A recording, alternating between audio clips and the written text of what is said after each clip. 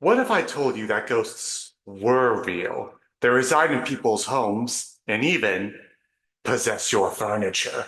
I'm kidding, of course. Ghosts do not give a shit about your furniture. Hello again, my loyal followers. This is the Film Reaper. Back to conjure up some conjured reviews on some conjured horror movies. That's right, today's horror film is The Conjuring. You've probably heard tons of trailers and ad promos for this franchise over the years, but today we're looking at the film that conjured it all. Okay, that's the last Conjuring joke I'll make. Or conjure. The Conjuring movies are based on the alleged true supernatural cases investigated by Ed and Lorraine Warren throughout the second half of the 20th century. And even if you don't believe everything about the cases they investigated, the material does make for great potential for the horror genre. The 2013 film, directed by James Wan, focuses on the alleged paranormal activity at the Perrin residence in Rhode Island in the early 1970s.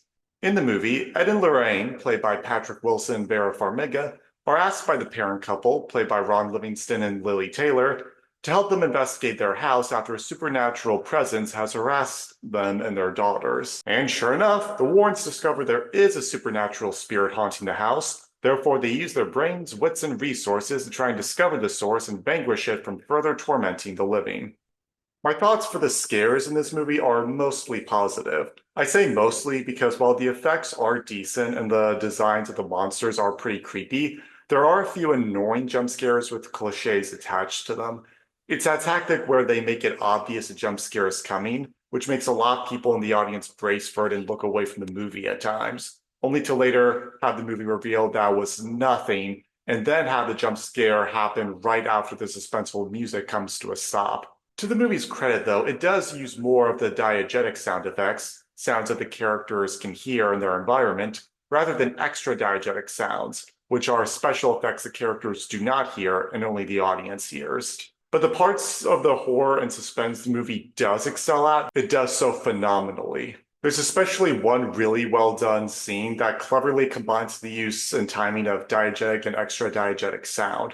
I won't give away what it is to preserve the scene's impact, but it involves clapping. There is quite some dialogue amongst the human characters when there are no scares going on, but personally, I did not really mind them too much, and it did seem natural. I wasn't commonly thinking just get to the scares already because the chemistry between Wilson and Farmiga is pretty decent.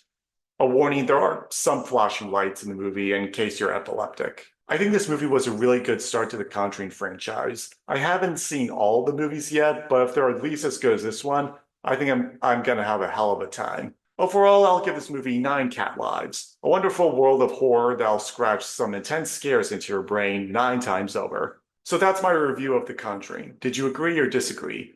Leave your thoughts in the comments section below, slay that like button, subscribe, and of course, have a terrifyingly terrific day.